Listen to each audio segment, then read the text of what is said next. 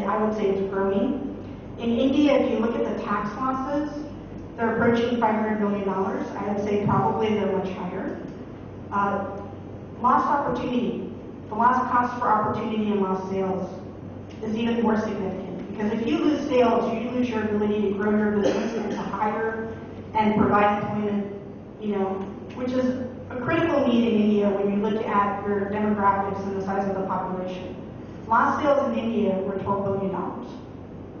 And this is looking at counterfeiting, which is trademark infringement, and that's looking at losses associated with piracy, which is copyright infringement. Why do people engage in IP crime? It's a very simple answer. It's because there's very high reward for very little risk.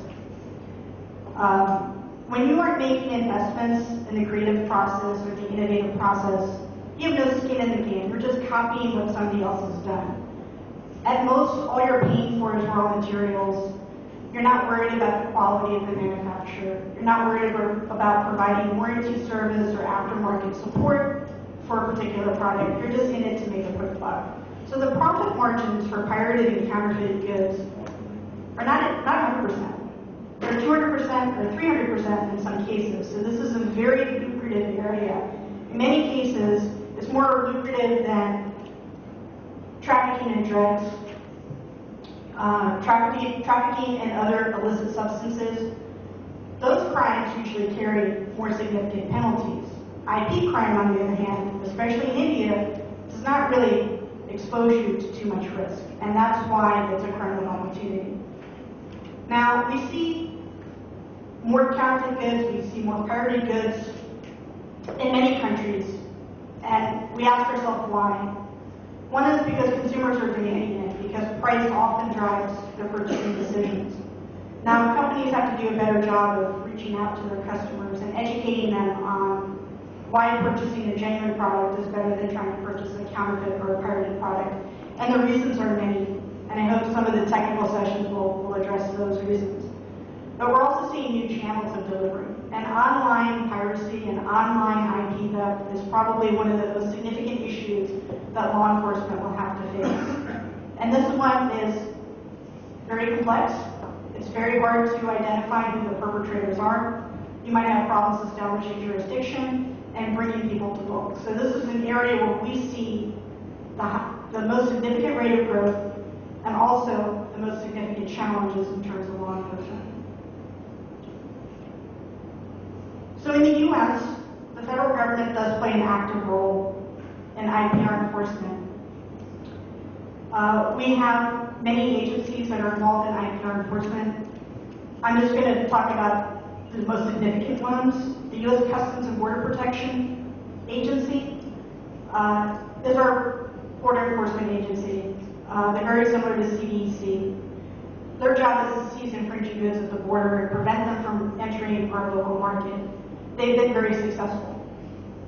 We also have other bodies that rights holders can access to prevent goods from coming into the U.S. if they're IPR infringing goods.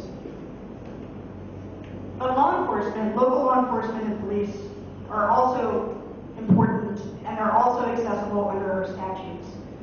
So our trademark law is the Lanham Act, and our Copyright Act is also on the books, and they provide for civil and criminal remedies for violations of the statute. The Patent Act can only be pursued through a civil court. There are no criminal remedies for patent infringement, and our law enforcement does not get involved. Okay? We do have a specialized prosecution unit within the U.S. Department of Justice. They decide when to criminally prosecute violators of our IP laws, and they do it based on a number of different factors. The specific section is called the Computer Crime and Intellectual Property section, or C6. When C6 is evaluating cases, they're looking at certain priorities. They're looking at the extent of financial harm, and this is looked at through two lenses. One, the extent of financial harm to the rights holder, and then two, the extent of financial harm to either the local economy or the national economy. We're also looking at the threat to public health and safety.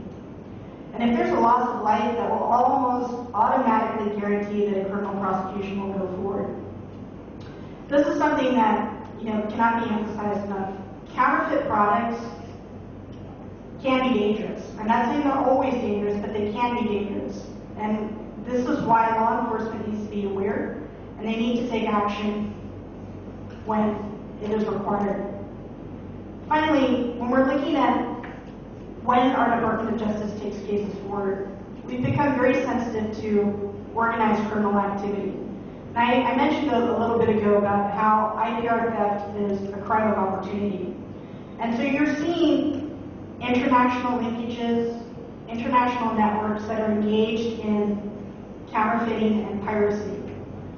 So the organized nature of the, you can call it a conspiracy, you can call it a crime, but the organized nature of that activity has encouraged the U.S. to develop domestic capability as well as international capability. So we spend a lot of time and resources developing relationships with our counterparts overseas. I just wanted to give you a sense of what the remedies look like under U.S. law, and I'm specifically focusing on copyright and trademark. So, like Indian law, rights holders in a civil proceeding can get injunctive relief. They'll be able to, through evidence, establish their loss and the defendant's profits and obtain monetary damages. And in some cases, they can also obtain the costs that they incurred to actually take the case forward. We have special provisions in our statutes that allow for enhanced damages. So if someone has acted deliberately or willfully, they're exposing themselves to treble damages, which is damages times 3, and they may also have to pay the rights holders attorney's fees. When you're talking about trademarks and copyrights and infringement of those rights, sometimes it can be difficult to establish the actual amount of loss, your actual damages, because sometimes you're just going to have to guess. So we also have a provision for statutory damages, which will at least provide a minimum value, per violation or per infringement.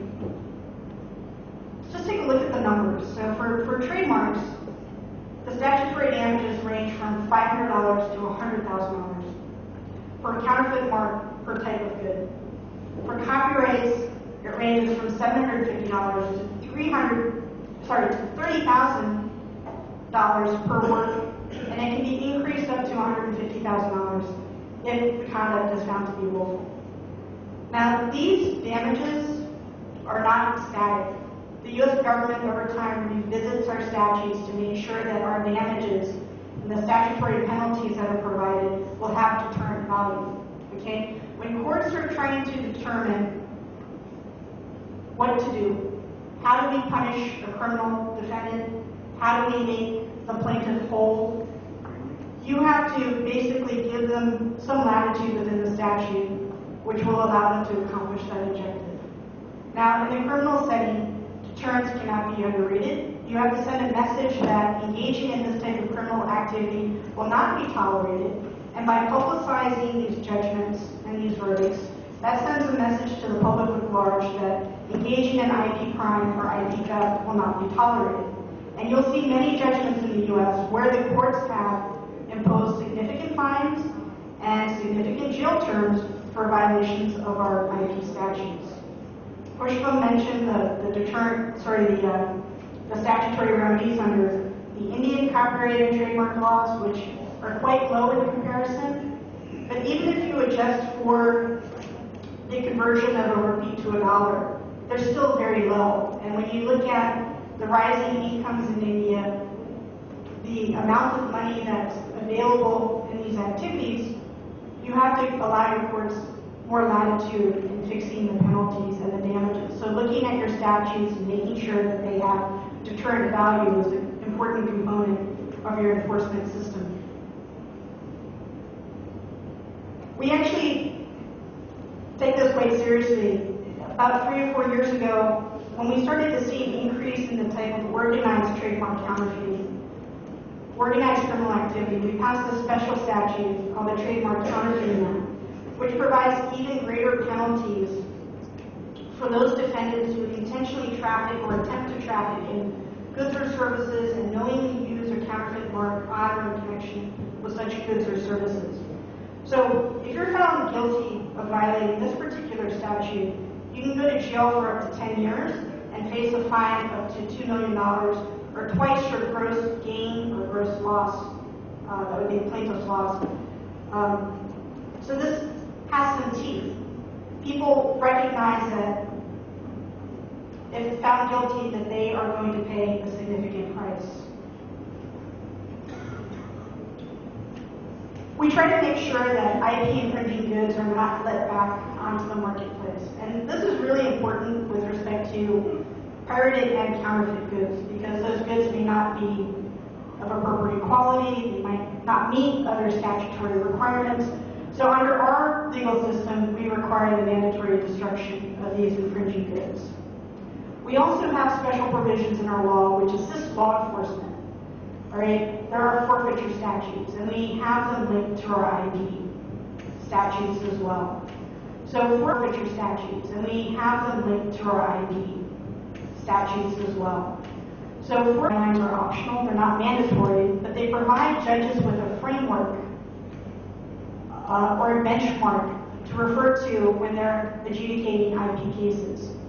Some of this is drawn from precedents which have been handed down, which sort of collate or tabulate the types of fines, the types of penalties which are warranted under certain types of conditions.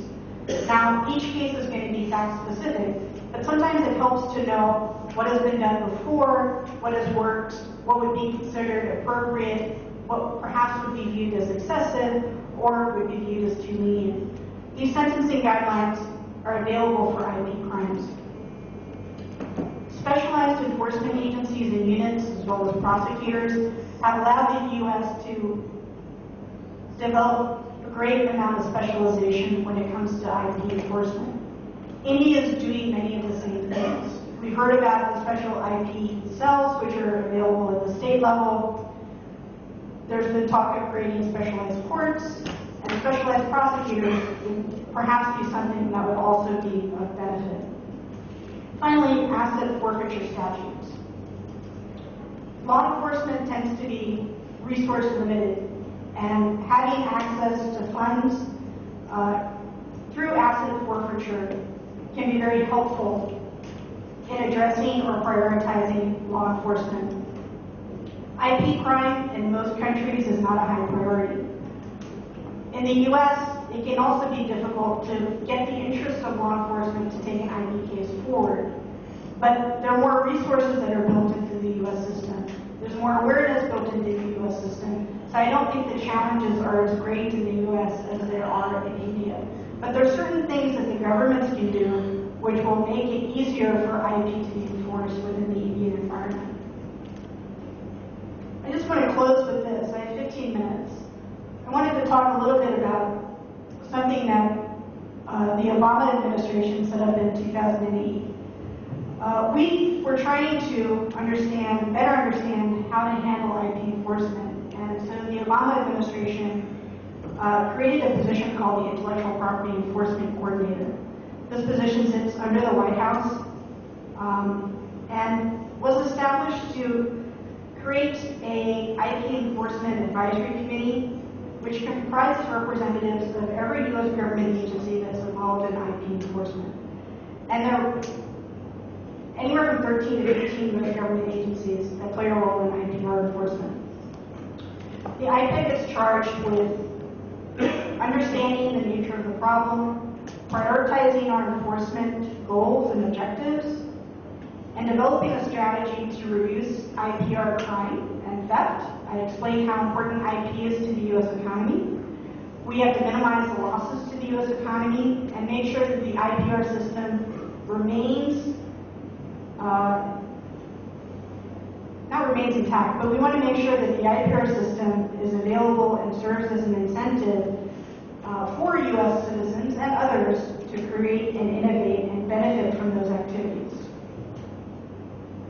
The other thing that the Obama administration did was establish something called the National IPR Coordination Center. This is a special center which has 20 members. Most U.S. law enforcement agencies, as well as other agencies involved with IPR enforcement. But we also have 2 international members, Mexico and Canada, as as well as Interpol represented at the National IPR Coordination Center. This agency relies upon a task force model, which is designed to improve coordination amongst the member agencies. They have a multi-layered approach which focuses on investigation, interdiction, and outreach and training. When you have many people involved to accomplish one goal, there can be overlap and there can be duplication of effort. So the goal of the National IPR Coordination Center is to ensure that we're using our resources smartly. Investigation should be coordinated so that you're concentrating your resources to improve the outcome. We want to identify, disrupt, prosecute, and dismantle those individuals or enterprises that are involved in the distribution or manufacture of IP infringing goods. We look at interdiction as a way to take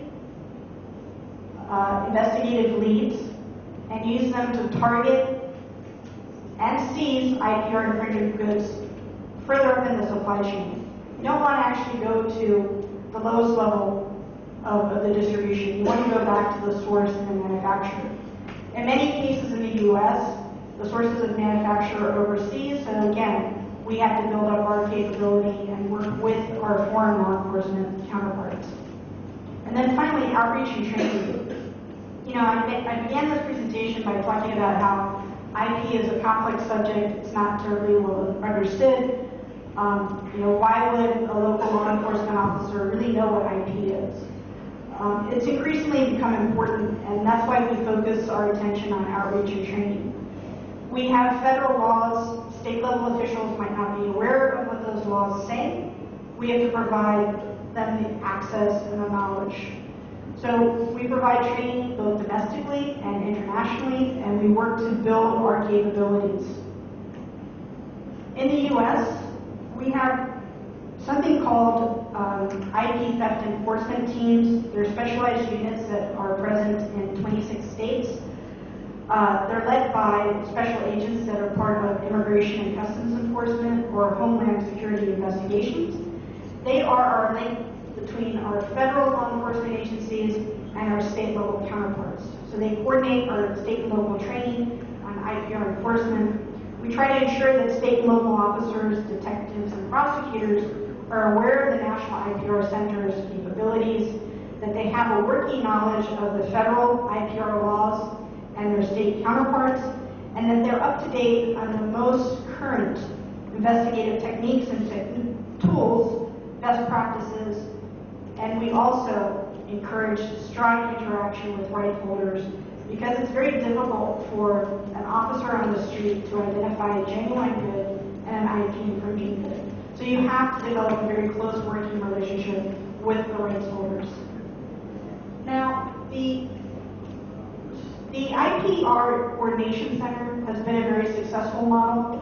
I would just like to point out that India right now is looking at developing a national IPR policy. That policy was posted for review and comment, and I believe that it will be finalized by the Indian government later this spring. One of the most interesting aspects of that draft policy was the suggestion that India adopt a multi-agency task force model for IPR enforcement, which shares many of these same concepts. I can only speak from the U.S. We've seen a tremendous improvement in coordination and information sharing after we set up this coordination center. I would hope that if India chooses to set up something similar, that you'll also see the same types of benefits and outcomes. This slide will just show you some of the seizure totals. The National IPR Center publishes a report annually on IPR seizures and IPR crime.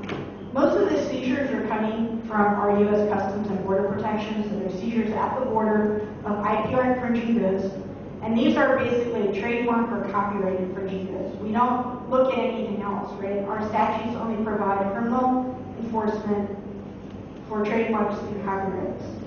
So if you look at 2013, we had almost 25,000 seizures of IPR infringing goods.